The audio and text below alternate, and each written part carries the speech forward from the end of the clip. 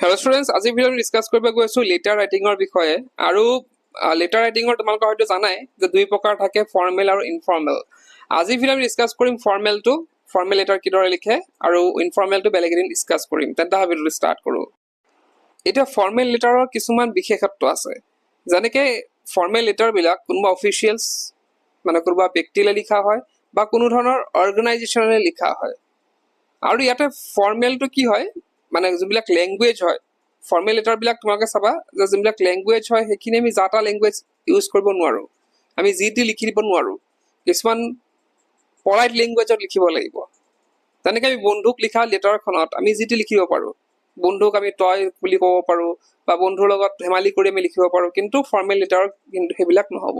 তাত আমি কি কৰিব লাগিব, পলাইট লেংগুৱেজ ইউজ কৰিব লাগিব। আৰু এটা আছে ফিক্স ফৰ্মেট। এতিয়া আমি যোনটো ফৰ্মেট ডিসকাস কৰিম সেইটো চাবাই বাৰু তোমালোকে। তো এই যে মানে ফৰ্মেল লেটাৰ লিখাৰ এটা ফৰ্মেট আছে, সেই ফৰ্মেটত আমি কি কৰিব লাগিব, গোটেই লেটাৰখন লিখিব লাগিব। এতিয়া ফৰ্মেল লেটাৰ লিখোঁতে মই যে অলৰেডি ক'লোঁ যে ফৰ্মেট বাই ষ্ট্ৰাকচাৰ থাকে আৰু সেই ষ্ট্ৰাকচাৰ মতে আমি লিখিব লাগে। আৰু ষ্ট্ৰাকচাৰটো তোমালোকে যদি এবাৰ বুজি যোৱা তেন্তে তোমালোকৰ আধা আধি লেটাৰ ৰাইটিং হৈ গ'ল বুলি ধৰি লোৱা। তো ইয়াতে প্ৰথমতে চোৱা, প্ৰথমতে আমি কি কৰিব লাগিব, লেটাৰ ৰাইটিঙৰ আৰম্ভণিতে আমি চেণ্ডাৰ্ছ এড্ৰেছ, অৰ্থাৎ মই যদি লেটাৰখন লিখোঁ মোৰ এড্ৰেছটো প্ৰথমতে দি ল'ব লাগিব, লিখকৰ ঠিকনা, অৰ্থাৎ মোৰ এড্ৰেছটো মই কি কৰিম প্ৰথমতে দি ল'ম। তো কিদৰে লিখিব লাগিব সেইখিনিও দেখাম বাৰু। প্ৰথমতে আমি ষ্ট্ৰাকচাৰখিনি ডিছকাছ কৰি লৈছোঁ। তাৰ তলত আমি কি লিখিব লাগিব, ডেট লিখিব লাগিব, কিমান তাৰিখত লিখিছোঁ সেই ডেটটো লিখিব লাগিব। তাৰ তলত লিখিব লাগিব ৰিচিভাৰ্ছ এড্ৰেছ, এতিয়া আমি কালৈ লিখিছোঁ, তো যিজনে লিখা হৈছে তেওঁৰ ঠিকনাটো আমি কি কৰিব লাগিব, থাৰ্ড ষ্টেপত দিব লাগিব। তাৰপিছত আহি গ'লো বিষয়, অৰ্থাৎ ছাবজেক্ট, তুমি কি বিষয়ে লিখিবা, লেটাৰখন কি বিষয়ে লিখিব ওলাইছা সেই বিষয়টো ইয়াত লিখিব লাগিব। নেক্সট আছে চেলুটেশ্যন। চেলুটেশ্যন মানে আমি কালে লিখিছোঁ, ছাৰে মানে যদি আমি পুৰুষলৈ লিখিছোঁ ছাৰ বুলি ক'ম, যদি মহিলাই লিখিছোঁ মেডাম বুলি ক'ম, তো আমি সেই চেলুটেশ্যনটো লিখিব লাগিব। নেক্সট আছে বডি, আৰু বডিটো হৈছে সমস্যা। তুমি এখন লেটাৰ লিখা মানে কি, যদি যোনটো তুমি অফিচিয়েল লেটাৰ লিখিবা সেই লেটাৰখনত নিশ্চিতভাৱে তোমালোকৰ কিবা এটা সমস্যা মানে উপায় বিচাৰি বা সমস্যা এটা জনাই পেলাই তোমালোকে লিখিবা, সেই সমস্যাৰ কথাখিনি আমি কি কৰিব লাগিব, বডি। আৰু বডিটোৱে হৈছে আচল সমস্যা, বাকী চববিলাক হৈ যায় কিন্তু বডিটোৱে আমাৰ আচল সমস্যা। বাৰু বডিটো আমি পিছত ডিছকাছ কৰি আছোঁ। পাছত আছে আমাৰ কি, কমপ্লিমেণ্টাৰী ক্লজিং। তো কমপ্লিমেণ্টাৰী ক্লজিঙত কি থাকিব আমাৰ, ইয়ৰ ফেথফুলি, ইয়ৰ চিনচিয়াৰলি, ইয়ৰ অবিডেণ্টলি, যে আপোনাৰ একান্ত, আমি যে পাইছিলোঁ ন আপোনাৰ একান্ত বাধ্য ছাত্ৰ অসমীয়াত যে লিখে, তো সেই তেনেকুৱা আৰু সেইবিলাক। তো ইয়াতে কমপ্লিমেণ্টাৰী ক্লজিংটো তেনেকৈ দিব লাগিব। আৰু শেষত দিব লাগিব আটাইতকৈ মূল্যৱান বস্তুটো, আৰু সেই বস্তুটো হৈছে তোমালোকৰ ছিগনেচাৰ বা নেম। হ'ল। তো এতিয়া তোমালোকে ফৰ্মেল লেটাৰ ৰাইটিঙৰ ষ্ট্ৰাকচাৰখিনি বুজিলা। তো ইয়াৰ মানে হ'ল যে তোমালোকে আধা আধি লেটাৰ ৰাইটিং বুজিয়ে গ'লা, ফৰ্মেল লেটাৰ ৰাইটিং আধা আধি বুজিয়ে গ'লা। এতিয়া আমাৰ মেইন সমস্যাটো আমি কি কৈছিলোঁ, মেইন সমস্যাটো হৈছে আমাৰ বডি। তো বডিটো কিদৰে লিখে সেইটো আমি চাওঁ আহা। তো ইয়াতে আমি বডিটো তিনিটা পাৰ্টত ভাগ কৰিব পাৰোঁ। প্ৰথম পাৰ্টটোত হ'ব হোৱাই আৰ ইউ ৰাইটিং। আৰে ভাই তুমি লিখিছা কিয় লেটাৰখন, ধৰি লোৱা তুমি প্ৰিন্সিপালৰ লগত লিখিছা কিবা এটা, বোলে মোৰ বেমাৰ হৈছে তো প্ৰিন্সিপালৰ লেটাৰ এখন লিখিলা। নেক্সট আহিলে হোৱাটছ ইয়ৰ প্ৰব্লেম, তোমাৰ সমস্যাটো কি, বাৰু বেমাৰ হৈছে, কি বেমাৰ হৈছে, বোলে মোৰ জ্বৰ হৈছে, তো সেই জ্বৰৰ কথাটো লিখিব লাগিব পিছত। ফাৰ্ষ্ট ষ্টেপত লিখিম আমাৰ বেমাৰ হৈছে, তাৰপিছত জ্বৰ হৈছে, আৰু লাষ্ট ষ্টেপত কি আছে, what do U want.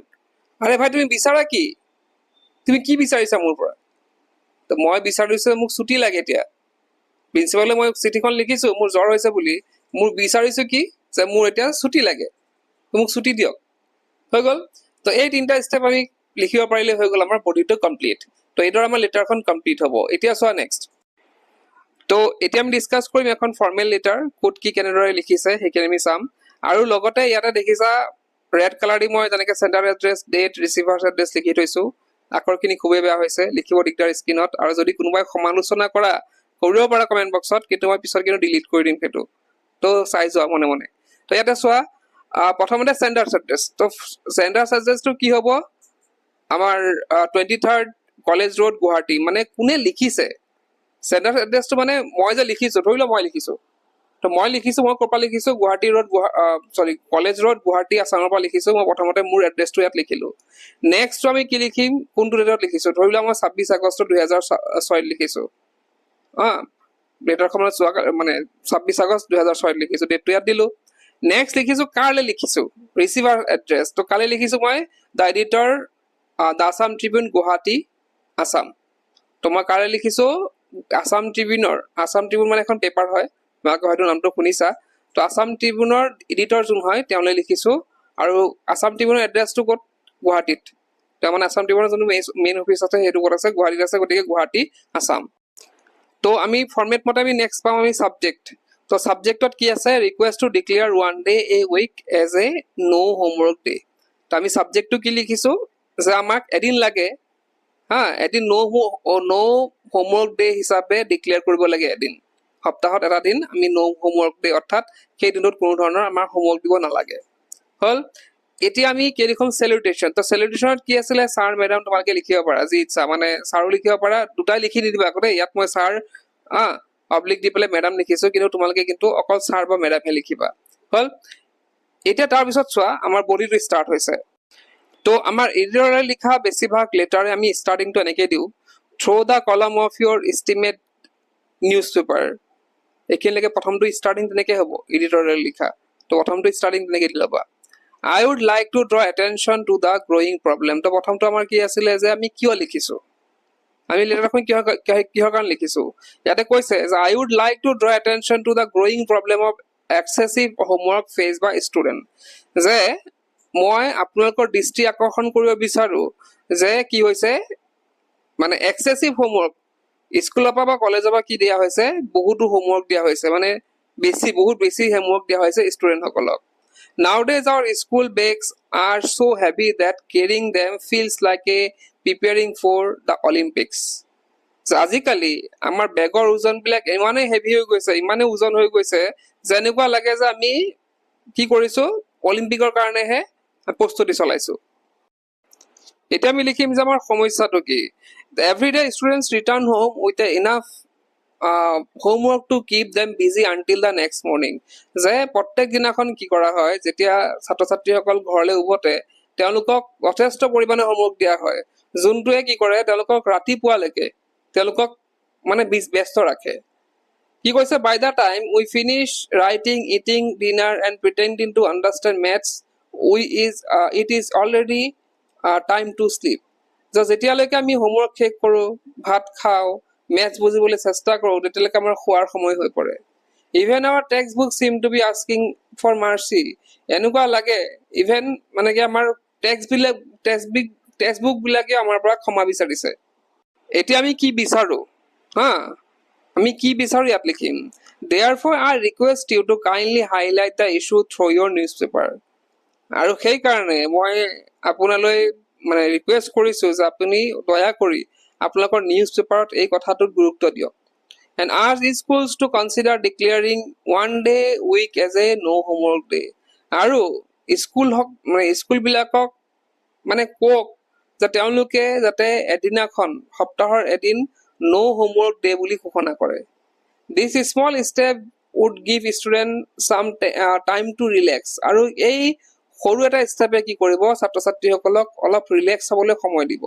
Read, play and remember that they are human being too। তো কি কৈছে, অকল ৰিলেক্সে নহয়, পঢ়াৰ যিকোনো বেলেগ কিতাপ পঢ়া বা খেলিবলৈ, আৰু তেওঁলোকে যে নিজে এটা মানুহ সেইটো তেওঁলোকে বুজি পাবলৈ বা মনত ৰাখিবলৈ তেওঁলোকক সেইখিনি সময় লাগে, মানে এদিন সময় লাগে। আৰু লাষ্টত আমি সৰু সুৰাকে এই লাইনটো লিখিব পাৰোঁ, এই পেৰাগ্ৰাফটো, I hope you will kindly publish a, তেল মাৰা শব্দ আৰু কেইটামান, যে মই আশা কৰিছোঁ আপুনি দয়া কৰি পাব্লিছ মাই ভিউজ, মোৰ যোনটো মানে ভিউ আছে সেইটো আপোনাৰ নিউজ পেপাৰত পাব্লিছ কৰিব, and help students to get little relief. আৰু ছাত্ৰ ছাত্ৰীসকলক সহায় কৰিব যাতে ছাত্ৰ ছাত্ৰীসকলে অলপ মানে কিবা সকাহ পায়, a little from their mountain of homework, যে তেওঁলোকৰ এই মাউণ্টেইন সদৃশ্য হোমৱৰ্কৰ পৰা যেন অলপ তেওঁলোকে সকাহ পাব।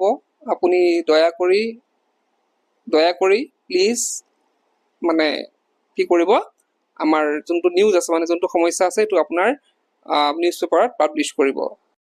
বাকী ইয়াতে ইয়ৰ ফেথফুলি লাষ্টৰ যোনটো কনক্লুজন আছিলে ইয়ৰ ফেথফুলি দিব লাগিব আৰু দি পেলাই লাষ্টত তোমালোকৰ মূল্যৱান চহী এটা মাৰি দিবা তলত তো চহী মানে কি ইয়াত বুজিবলগীয়া ইয়াতো আছে দেই কথা তো কেতিয়াবা কি থাকে লেটাৰ বিলাকত তোমালোকৰ নিজৰ এটা নাম দিয়া থাকে আৰু ইউ আৰ প্ৰতীক প্ৰীতি তুমি প্ৰতীক প্ৰীতি তোমাৰ এইটো সমস্যা হৈছে তুমি এখন লেটাৰ লিখা এডিটৰলৈ তেতিয়া তুমি কি কৰিবা লাষ্টত তোমালোকৰ নামটো লিখি তাত যদি অলৰেডি প্ৰশ্নত মেনশ্যন থাকে তেতিয়াহ'লে নামটো তলত মেনশ্যন কৰিব পাৰিবা আৰু যদি একো নাথাকে নাম চাম একো নাথাকে তেতিয়াহ'লে তোমালোকে এ দিব পাৰা ৱাই দিব পাৰা যি মন যায় দিব পাৰা এটা আখৰ দিলেই হ'ল আৰু ইনভাৰ্টেড কমাৰ ভিতৰত লিখিবা হৈ গ'ল তো এইখিনি আছিলে ফৰ্মেল লেটাৰ আশা কৰিছোঁ এতিয়াৰ পৰা নেক্সট টাইম যেতিয়া তোমালোকে ফৰ্মেল লেটাৰবিলাক পঢ়িবা তেতিয়া ষ্ট্ৰাকচাৰ বুজি পেলাই পঢ়িবা চাবা তোমালোকৰ সোনকালে হ'ব আৰু তোমালোকে ইজিলি ফৰ্মেল লেটাৰ একচুৱেলি নফচা তেতিয়া যিকোনো ফৰ্মেল লেটাৰ হওক তোমালোকে কিন্তু ধুনীয়াকৈ লিখি আহিব পাৰিবা আৰু বাকী কিবা সমস্যা থাকিলে তোমালোকে কমেণ্ট বক্সত জনাব পাৰা নিজৰ সমস্যা নহয় লেটাৰ বিষয়ৰ সমস্যা আৰু তো জনাব পাৰা আৰু ভাল লাগিছে নাই বুজি পাইছা নাই সেইখিনি কথাও জনাবা তো ইয়াতে আমাৰ নোটছ তোমালোকে জানাই অলৰেডি যিসকল ক্লাছ 12ত পঢ়ি আছে HS 2027 দিবলৈ গৈ আছে তেওঁলোকৰ বাবে economics education English political science Asomiya আৰু অল্টাৰনেটিভ ইংলিছ আৰু লজিকেল ফিলচফি আমাৰ তাত নোটছ আছে তো ইংলিছৰ যি মই লেটাৰ লিখালোঁ ফৰ্মেল ইনফৰ্মেল লেটাৰ সেইবিলাকত তোমালোকে তাত পাবা যোনবিলাক HS আগত আহি গৈছে প্ৰিভিয়াছ ইয়েৰৰ তাত পাবা কিদৰে লিখিব লাগে সেইখিনি ফৰ্মেটবিলাকো তাত দিয়া আছে তো এইখিনি আছিলে যদি বাই কৰিব বিচাৰা নোটছখিনি মই ডেছক্ৰিপশ্যনত আমাৰ এপৰ লিংকটো দি দিম এপত গৈ তোমালোকে বাই কৰিব পাৰা মাত্ৰ 99 ৰুপিজত আজিৰ ভিডিঅ'ত আহি কৰিলোঁ কি পঢ়া